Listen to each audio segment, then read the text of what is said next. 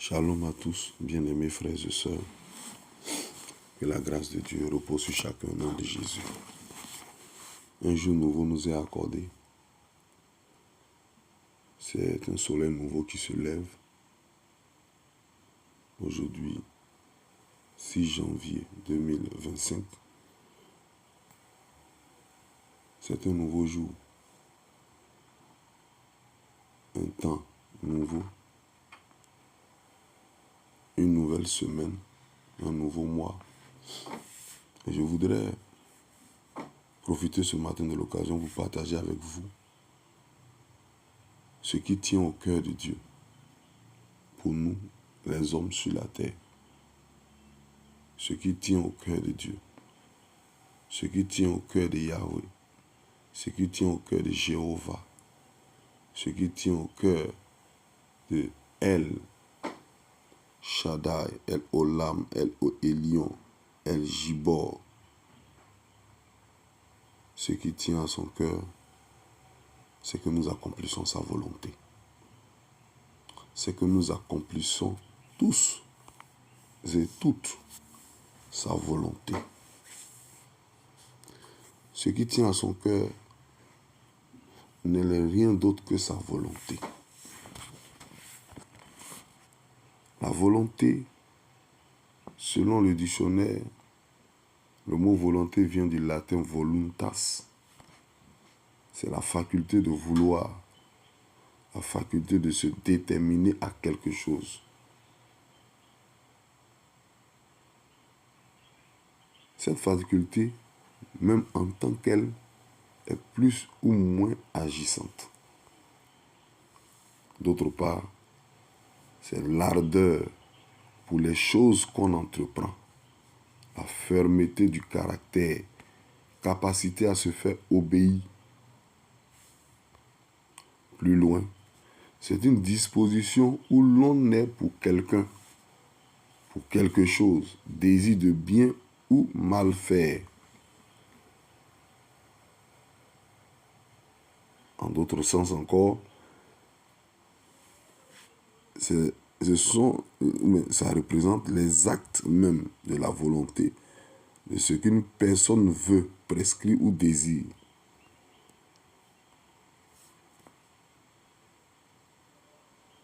Donc, ce qu'une personne veut, prescrit ou il désire.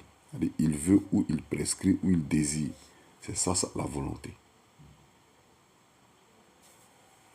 Si on veut rentrer encore dans une autre dimension de la définition, c'est une exigence, un désir, caprice, fantaisie. C'est chez les militaires surtout, c'est la capacité à exécuter tous les ordres donnés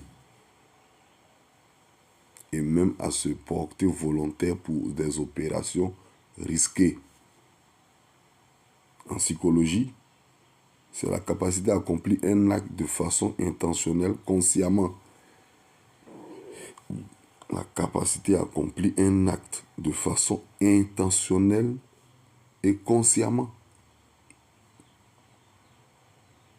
Toutes ces définitions littéraires nous poussent un peu à analyser le mot volonté et le terme ou l'expression la volonté de Dieu.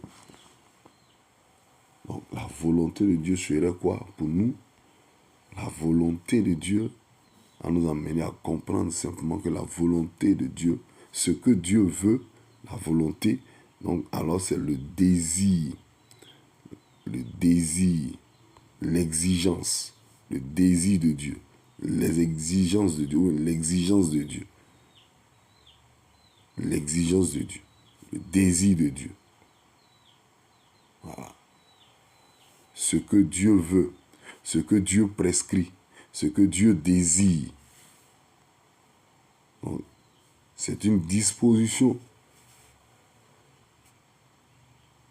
C'est une disposition que nous devons prendre pour montrer que on est pour Dieu.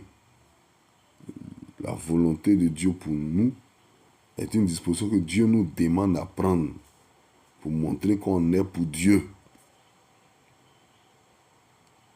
C'est le désir de bien faire, ce que Dieu nous demande.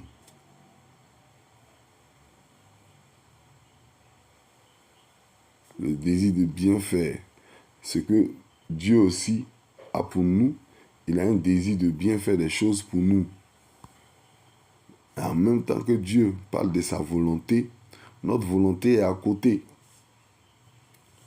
Et la volonté du diable est à côté. Si on ne fait pas attention, soit notre volonté prime sur la volonté de Dieu, ou la volonté du diable prime sur la volonté de Dieu. Paul dit, quelque part dans Romains, ce que je veux, ce n'est pas ce que je fais, mais c'est ce que je ne veux pas que je fais. Le mal que je ne veux pas faire là, c'est lui qui me domine. Comprenez un peu cette question de volonté. Quand Dieu te demande quelque chose, il te met face à sa volonté. Généralement, ta volonté doit accompagner la volonté de Dieu. C'est-à-dire que tu dois épouser la volonté de Dieu pour réussir à exécuter la volonté de Dieu. Tu dois avoir la volonté. Et quand ta volonté elle devient une disposition où tu es pour Dieu, pour quelque chose, donc pour Dieu, pour quelqu'un, pour Dieu, pour exécuter les tâches qu'il te demande, puisque la volonté de Dieu est une exigence, un désir qu'il met devant toi. Alors toi, tu deviens comme un militaire, ta volonté devient la capacité à exécuter tous les ordres donnés par Dieu. Et même à te porter volontaire pour des opérations risquées, pour ce que Dieu va te demander de faire. Les opérations risquées, il y en a beaucoup. L'évangélisation, même dans des milieux souvent où tu ne seras pas reçu, ou même on peut te créer des problèmes. Moi, j'ai traversé un peu cela. Je suis allé faire l'évangélisation dans des quartiers où on égorgeait les gens. J'ai fait des évangélisations dans ces endroits. Il y a un garage, même quand on traverse, les gens agressaient là. Et je me levais à 5h, 4h30. Et le Seigneur me disait de traverser ces endroits pour aller évangéliser. Je n'étais pas pasteur, j'étais ouvrier. Je me levais, j'allais le faire. Un jour, j'ai croisé un musulman qui a voulu me porter la main. C'est un autre musulman qui est venu m'arracher de sa main parce qu'il dit que je le dérange. Je me souviens, il a son cafetaria à côté là. Et moi, je suis en train de prêcher sa petite boutique. Je suis en train de prêcher devant la mosquée se trouve au fond là-bas. Les gens partaient à la mosquée. Mais d'autres qui partaient à la mosquée s'arrêtaient pour m'écouter. Lui, il veut me porter main. Il me suit. Donc quand il quitte là un peu, je continue. Je marche en parlant. Je reviens sur mes traces en parlant. Et il veut me porter main. Il est là, il me dérange. Il me parle. Il veut m'embrouiller. Mais j'étais toujours inspiré à prêcher l'évangile que Dieu avait déposé dans mon cœur. À des endroits, on est passé aussi. C'était pas trop fameux. Mais on y a fait. Il y a d'autres endroits où les gens sont venus directement me déposer de l'argent dans nos mains. Je suis passé dans des camps de drogués. Le fumoir est là et puis j'annonce l'évangile là. Ce sont des opérations risquées. Je me souviens, on allait faire une mission dans une ville de la place. Quand on a fini, le car qu'on a emprunté, il faut dire que nous, on a retardé le car parce qu'on avait le colis de l'un de nos pères derrière la Pont Mungbe. Son colis était derrière, on devrait l'envoyer son colis. Et on a retardé un peu le car. Le car voulait partir quand même. J'ai demandé à mon collègue de monter, moi je vais rester un peu en bas. Et je reste en bas, je suis en prière. Et les clients viennent, donc le car est obligé d'attendre les autres clients qui vont prendre les tickets. Et c'est comme ça jusqu'à ce que, bon, les gens ont fini, les gens veulent monter, le colis n'est pas encore venu. J'ai dit au conducteur de patienter un peu, il arrive. Ils veulent partir. Et puis il y a un car de la ville qui nous a dépassés. Habituellement, eux, ils vont avant ce car. Mais bizarrement, ce car est parti avant nous tous. Et le car arrive un peu loin. Et Et Dieu merci, notre colis est arrivé. Ils ont mis le colis. Je suis monté. Ils m'ont dit, ah donc tu es dedans. J'ai dit oui, c'est pourquoi il était en bas. J'attendais le colis. Je suis monté. On a prié. Quand on a démarré, le chauffeur s'est arrêté. Il ne veut plus partir. Pourquoi? Parce que le cas qui nous avait dépassé, lui, il a entendu écho des agresseurs. Le cas là, arrivé devant, il a eu des agresseurs devant. Ils ont failli les agresser. Dieu merci, les gendarmes ont intervenu rapidement. Donc le cas est resté là. Les gens là, ils sont sortis du cas, ils ont failli se faire malmener. Donc ça veut dire que si nous on allait, c'est nous qui allons passer par là. Donc, il y a des opérations risquées. C'était des risques. On voyageait souvent, on arrivait très tard la nuit, ou très tôt le matin, on devrait bouger. Ce sont des opérations risquées. On se portait volontaire de le faire. De le faire.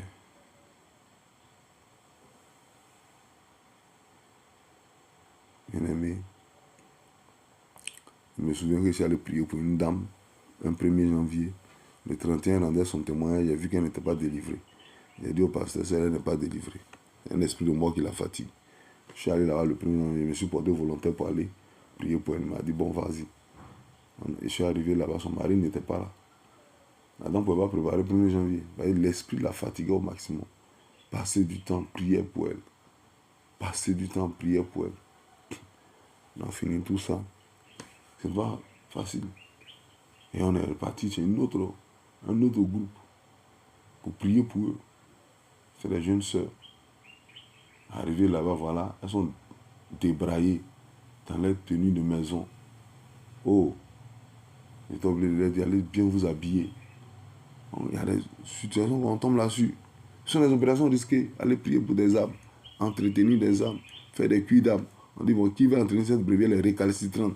Qui va l'entretenir? Et tu te proposes, tu dis, bon, moi je vais l'aider. Je vais l'aider. Ce sont des opérations risquées. Donc, ennemi, la volonté, notre volonté auprès de la volonté du Seigneur, c'est la capacité à accomplir un acte de façon intentionnelle et consciemment. On est conscient de le faire. J'ai accompagné une brebis qui était vraiment toujours dans le péché, l'abomination.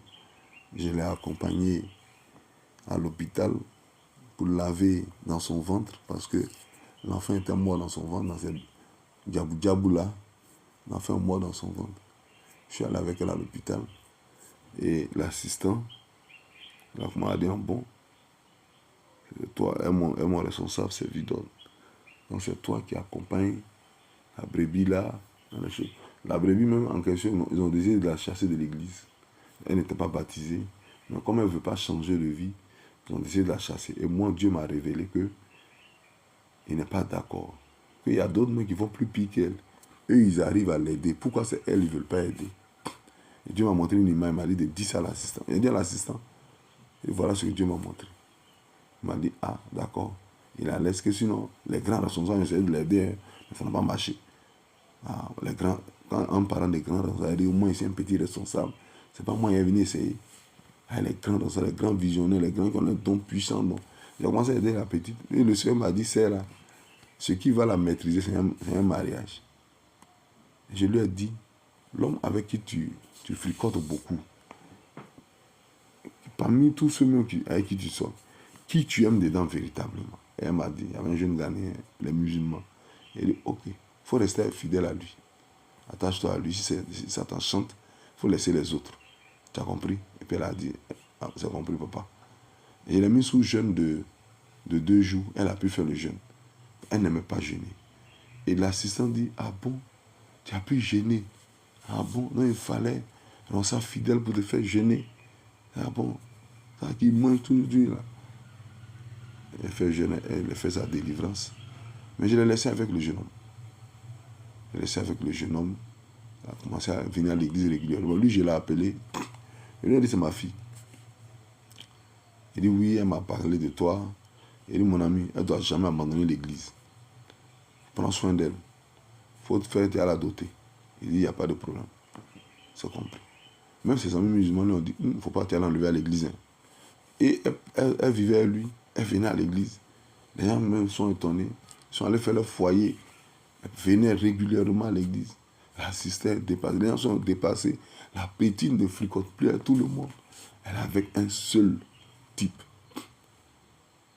Bon, en toute chose, il est important de aussi écouter Dieu. C'est lui qui est le maître de ses brebis. Sa volonté. Ce sont des risques qu'on prend.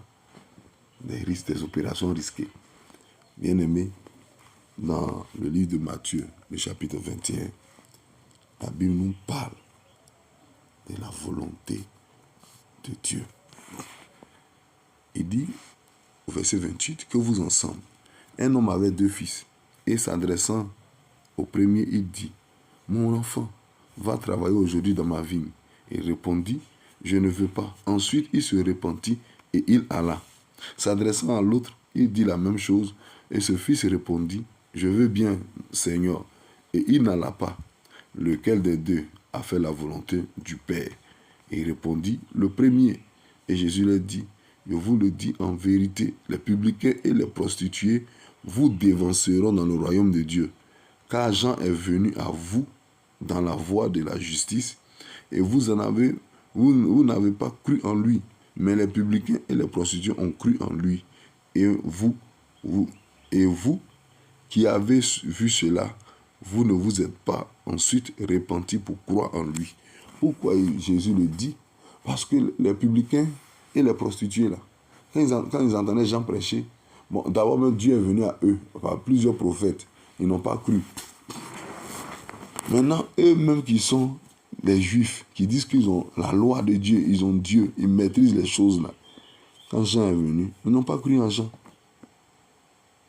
Alors c'est eux, ils représentent le second fils qui a dit, je vais aller faire, mais il ne va pas. Il a pris une autre volonté, la volonté de mal faire. Écoutez bien, la volonté de mal faire. Parce que la volonté, c'est le désir de bien ou mal faire aussi. À côté de la volonté du Père, le jeune homme a pris la volonté de mal faire. Lui, sa volonté de mal faire. Sa volonté qui accompagne la volonté du Père, c'était la volonté de mal faire, le désir de mal faire. Vous voyez. Mais le premier, la Bible dit qu'il ne va pas. Les publicains au départ et les prostituées étaient dans leur péché. Ils n'étaient pas d'accord pour suivre l'affaire de Dieu, pour changer de vie, pour marcher dans la loi de Dieu, pour respecter les 10 commandements. Mais bizarrement, ils ont dit de se repentir et de se mettre en même temps dans l'obéissance. Ça nous arrive à l'église, nous tous. Quand souvent on nous donne des informations, on montre souvent notre ambition, parce qu'on est d'accord.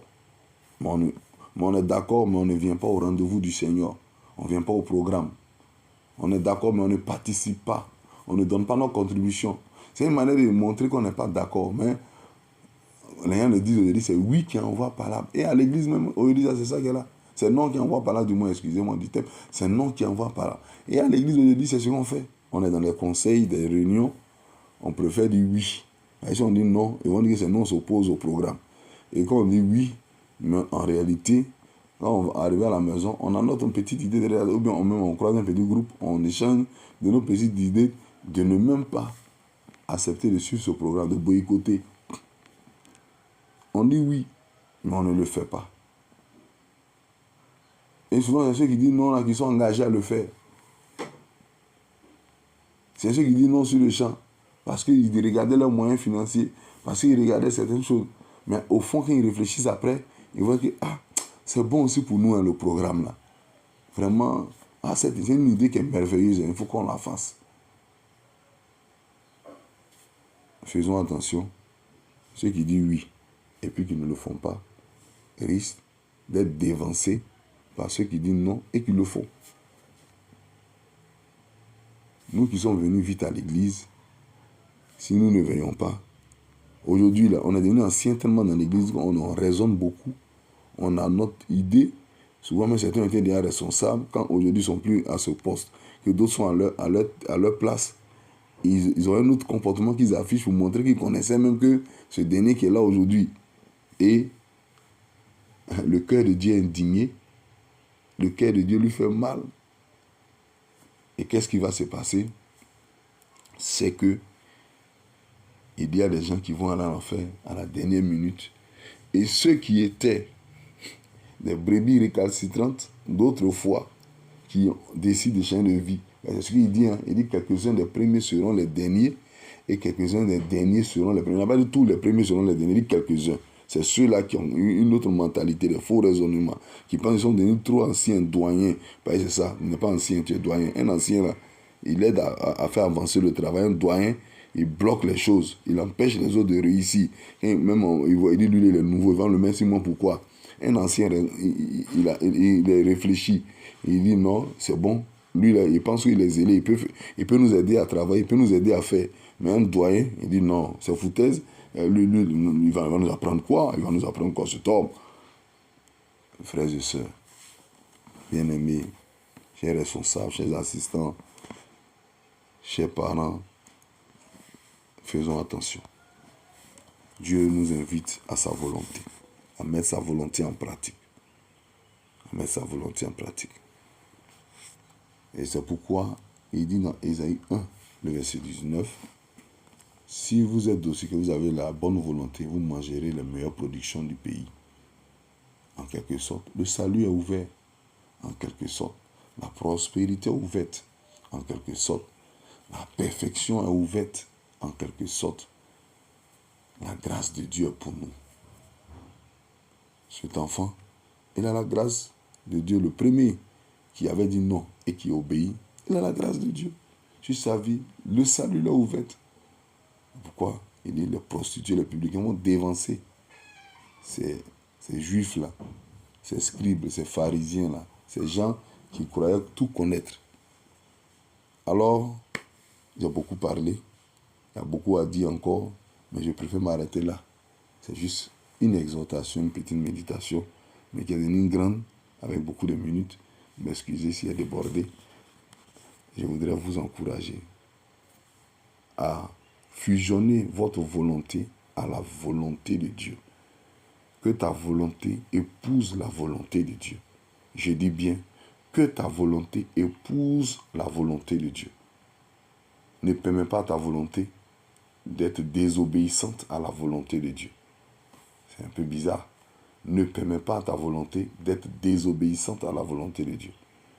Quand les responsables donnent des ordres, permets à ta volonté d'épouser cette volonté et d'obéir. Quand des pères donnent des ordres, permets à ta volonté d'épouser cette volonté et d'obéir.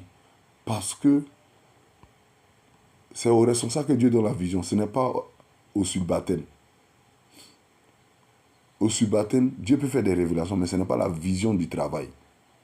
Je me répète. Au subalterne, Dieu peut faire des révélations, mais ce n'est pas la vision du travail.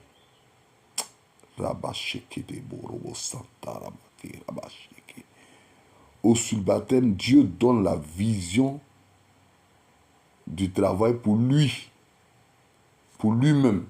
Comment faire pour réussir la volonté du supérieur? Dieu ne lui donne pas la vision pour conduire le supérieur, mais pour obéir au supérieur. Au subalterne, Dieu lui donne la vision pour obéir à l'ordre que le supérieur a donné. Mais Dieu ne lui donne pas la vision du travail que le supérieur doit faire. C'est au supérieur que Dieu donne la vision du travail. La vision du travail. Et ensemble avec le subalterne, il cherche la provision. La provision pour construire le travail, pour réussir le travail. Le supérieur a la vision. Le subalterne peut avoir des révélations pour embellir la vision. Peut avoir des révélations pour exécuter, pour réussir à mettre la vision en exécution pour atteindre les objectifs. Ce n'est pas lui qui fixe les objectifs. Revoyons notre mentalité. Que la grâce de Dieu repose sur chacun au nom de Jésus. C'était le secrétaire de l'Éternel, le Shah d'Israël. Je vous dis shalom. Excellente semaine, excellent mois de janvier. Dieu pourvoit à tous vos besoins. Prenez soin de votre santé. Vous perfectionnez dans tout au nom de Jésus. Amen.